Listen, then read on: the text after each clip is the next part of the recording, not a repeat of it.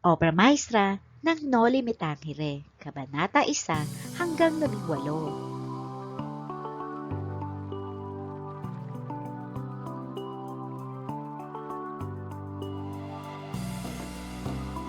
Kabanata 1, Isang Pagtitipon.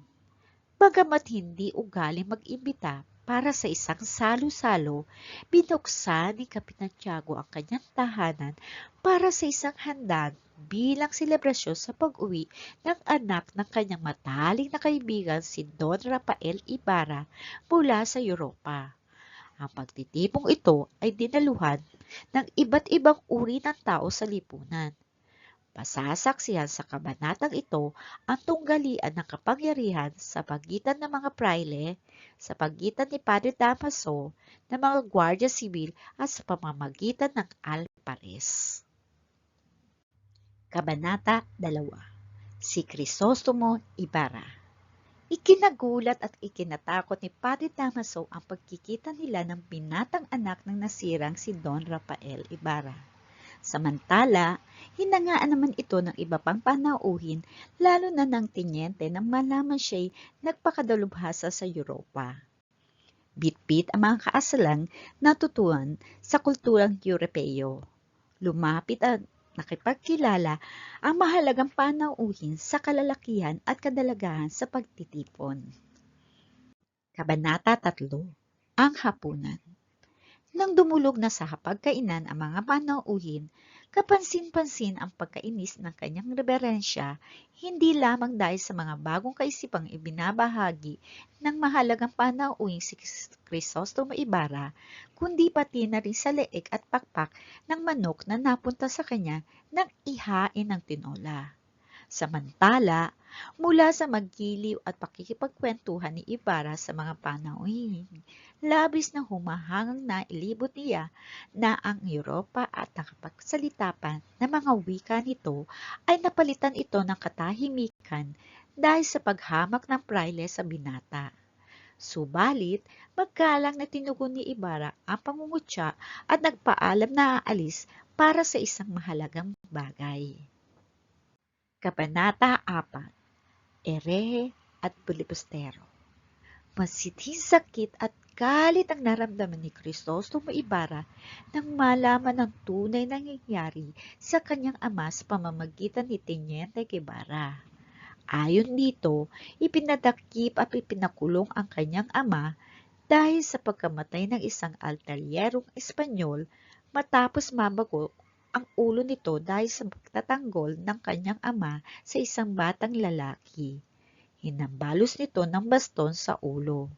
Na mapatawan ng sistensya ay lumabas ang iba't ibang aligasyon tungkol sa kanyang ama mula sa mga naiinggit sa kanya na nagdidiin at nagpapalala sa kanyang kaso. Dahil dito, pinaratangan siya bilang isang erehe at pilibustero.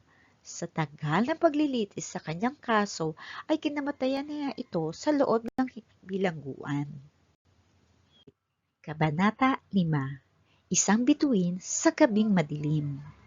Hindi malaman ni Crisostomo Ibarra ang mararamdaman matapos malaman ang kalunos-lunos na kapalaran ng kanyang ama. Sa lalim ng kanyang pag-iisip tungkol sa masaklap na sinapit ng kanyang ama sa bilangguan, ay hindi niya napansin ang kasiyahang nagaganap sa ibayong pangpang mula sa kanyang kinatutuluyan. Hindi niya natapunan ng tuon ang kagandahan ni Maria Clara at ang hindi pagkaakit dito ng batang Pransiskanong matangkad, payat at maputla. Kabanata 6. Si Kapitan Tiago. Ilalarawan sa kabanatang ito ang katangian ni Kapitan Tiago na siyang pinakamayaman sa Binondo. Hindi siya pumapalya sa pagbibigay ng regalo sa mga alagad ng Diyos at gobyerno. Bunga nito, naging malapit siya sa mga taong simbahan at gobyerno at madali siya nakakahingi ng mga pabor sa mga ito. Subalit, kaiba sa magiling niyang turing sa mga Espanyol, malupit, sakip at mapagsamantala naman siya sa mga Pilipino. dahil hindi niya itinuturing ang kanyang sarili bilang isa sa mga ito. Napangasawa niya si Doña Pia Alba ng Santa Cruz, na inilalarawan bilang isang babaeng maganda, balingkinitan at mapang-akit ang dating. Sa 6 na taong nilang pagsasama ay hindi sila nabiyayaan ng anak. Dahil dito, namanata ang mag-asawa sa iba't ibang pintakasi ayon na rin sa payo ni Padre Damaso. Hindi nga nagtagal at nagdalang tao si Pia Alba, ngunit habang pinagbubuntis ang kanilang anak ay naging palaisipan ang pagiging walang imik at malungkutin nito. Namatay siya matapos may panganak si Maria Clara. Kabanata 7. Suyuan sa isang azotea. Pananapik at pagkakamba ang naramdaman nila Crisostomo Ibarra at Maria Clara na matagpuan nila ang kani-kanilang sarili sa azotea sa tahanan ni Kapitan Tiago. Matapos ang 7 taong pagkakahiwalay dahil sa pagsunod ni Ibarra sa bilin ng kanyang ama, masayang sinasariwa na magkasintahan ang matatamis nilang nakaraan. Itinutulan ni Ibarra ang pagmamahal niya kay Maria Clara sa Pilipinas. Dahil dito, inibig ni Ibarra na sundin ang kanyang ama upang higit na papaglingkuran ang kanyang bayan. Hindi rin nagtagal ang matamis na suyuan na magkasintahan dahil pagkapagpapaalam ni Ibarra para umuwi na sa kanyang bayan bago ang araw ng mga patay. Kabanata 8. Mga alaala. Habang pauwi sa San Diego, ay sinasariwa ng binata ang mga alaala niya sa lugar na ito. Kasabay nito ay hindi niya mapigilang ihambing ang mga tanawing nakita niya sa Europa, na isang papaunlad na bansa sa kalagayan ng Pilipinas. Kabanata 9. Mga bagay-bagay sa paligid. Namamasdan sa kabanatang ito ang iba't ibang usapin sa iba't ibang tagpuan.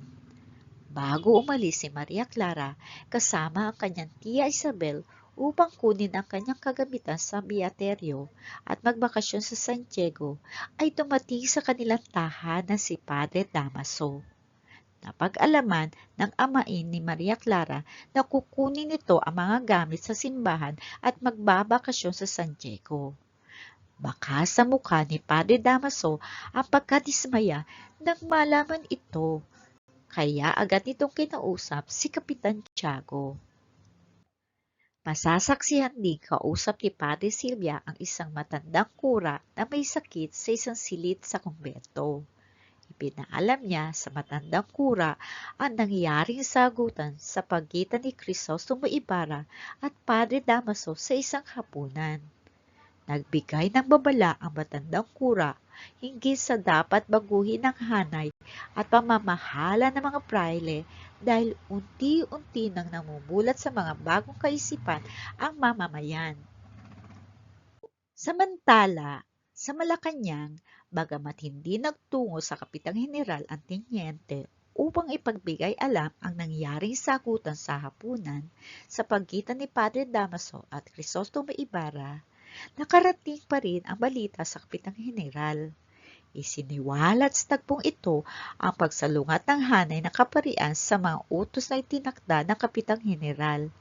Dahil matatandaan, ipanilipat nito ang destino ni Padre Damaso bilang parusa sa kanyang ginawa. Ngunit sa halip na ilipat sa hindi magandang destinong lugar, ay sa mas malaking bayan pa ito inilipat ng probinsyal. Sa parehong pagkakataon, natapos ng pag-uusap ni Tiago at Damaso. Matapos ang nasabing pag-uusap ay malalim na nagmuni-muni habang bumubuntong hininga si Kapitan Tiago. Kabanata 10. Bayan ng San Diego. Isinasalaysay sa kabanatang ito ang kwento ng bayan ng San Diego. Matatagpuan dito ang malaking sakahan na nasa pangpang ng isang lawa. Ang kwento na pagsisimula nito ay may malaking kaugnayan sa angkan ng mga Ibarra. Kabanata 11. Mga Hari-Harian. Inilalarawan sa kabanatang ito ang mukha ng lipunan sa bayan ng San Diego na pinaghari-harian ng simbahan, sa anyo ng mga prayle, ng pamahalaan at sa anyo ng alpares. Bagamat taglay ni Don Rafael Ibarra ang kayamanan, ni minsan ay hindi siya kinilala bilang makapangyarihan sa bayang ito dahil sa mga taong may inggit at laban sa kanya. Detalyadong inilahad ang hindi tuwirang gantihan at pagdadaigan ng prayle at alpares sa kapangyarihan ng isa't isa na pinamamalas nila sa kani-kanilang baluarte. Kabanata 12. Todos los Santos. Ipinakita rito kung paano gunatain ng mga Pilipino ang araw ng mga patay. Sa sementeryo, masasaksihan ang mga taong nagdarasal at lumuluhod sa anumang puntod kahit hindi natitiyak kung iyon ba ang kanilang mahal sa buhay. Samantala, habang naghuhukay ang dalawang lalaki ng sariwang bangkay, ay naibahagi ng isa sa kanila ang bangkay na hinukay nito kamakailan lamang. Dahil sa utos ng kurang malaki na ilipat ito sa sementeryo ng mga inchik. Subalit, dahil sa bigat ng ataol at layo na paglilipatan, ay hindi na malaman kung saan na itapon ang bangkay. Kabanata 13. Mga Banta ng Unos. Nang makarating sa bayan ng San Diego, ay agad na binisita ni Crisostomo Ibarra ang puntod ng kanyang ama. Laking gulat at galit ng binata nang malamang wala na roon ang mga labi nito. Namamag-kaalaman niyang ito ay kagagawa ng malaking kura, ay agad siyang nagtungo sa bayan nang hindi inaalintana ang pagbabanta ng matinding unos. Subalit, nakasalubong niya sa daan si Padre Salvi. Sinunggaban at dinaganan niya ang prayle, dala ng matinding galit sa pag-aakalang siya ang may kagagawan ng nasabing pangyayari. Kabanata 14. Tasyong baliw o pilosopo. Ipinakikilala sa kabanatang ito si Pilosopo Tasyo. Siya'y mula sa mayabang pamilya, ngunit dahil sa kanyang angking katalinuhan ay pinatigil siya sa pag-aaral at pinapili na lamang kung mag-aasawa o papasok sa simbahan. Pinili niya ang nauna, ngunit maaga rin siyang naulila sa asawa. Para sa mga edukado sa San Diego, itinuturing si Tasyo bilang isang pilosopo.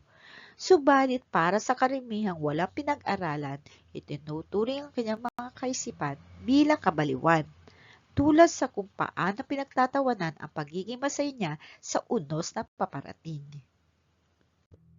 Kabanata 15. Mga Sakristan. Sa gitna ng matatalim na kidlat at malalakis na kulog ay pinatutugtog ng magkapatid na Basilio at Crispin ang kampana sa kumbento. Pinagbintangang nagnakaw si Crispin ng salapi ng simbahan, samantalang minultahan naman si Basilio dahil sa maling pagpapatugtog ng kampana. Dahil dito, si Basilio na lamang ang nakauwi sa kanilang tahanan. Kabanata 16. Sisa. Inilalarawan sa kabanatang ito ang kaligayahan at pagdurusang nararanasan ni Sisa. Siya'y ulirang asawa ng isang sabongerong palagi siyang pinagmamalupitan at ina ng mga sakristan sina Crispin at Basilio. Dahil sa hirap ng kanilang pamumuhay at pagiging mabisyo ng kanyang asawa, sa pagtitinda na lamang si Sisa nakakaraos ang kanilang pamilya at sa kakaunting kinikita ng mga anak niyang sakristan. Bilang isang asawa at ina, walang ibang hiniling si Sisa kundi maibigay ang kasiyahan ng kanyang asawa at anak. Sukdulang siya ang paghirap para dito. Masayang nagsasakripisyo si Sisa para sa kanyang pamilya dahil sa labis at tubos niyang pagmamahal sa mga ito. Kabanata 17. Basilio. Dugo ang umuwi si Basilio sa kanilang tahanan nang hindi kasama si Crispin. Tumakas lamang siya sa kumbento, ngunit nakita siya ng Guardia Sibil at pinaputukan ng baril kaya nadaplisan siya sa noo. Hindi na sinabi ni Basilio ang pamamalo kay Crispin sa kumpento at totoo niyang panaginip tungkol dito sa kanyang ina. Pagkus inilahad niya ang kanyang planong pagpunta kay Crisostomo Ibarra upang mamasukan at maging trabahador nito. At sa kalaunan, magsaka ng lupain. Subalit sa lahat ng plano ay pangarap na ito'y hindi kasama ang kanyang ama. Kabanata 18.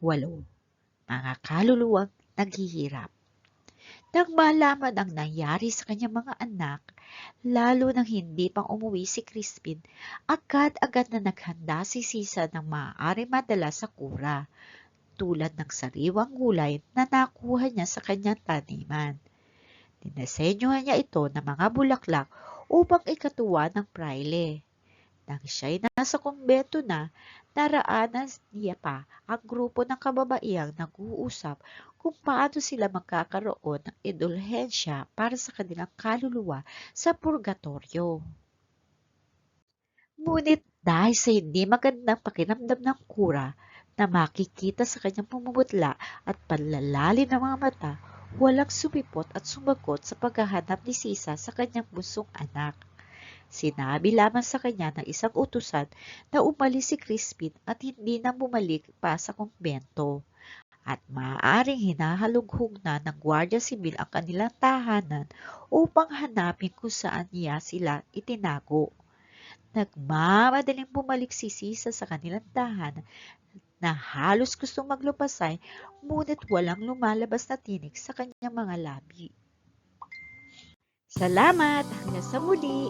Huwag kalimutang i-like, i-share at subscribe para sa susunod pa mga kabanatang inyong maririnig.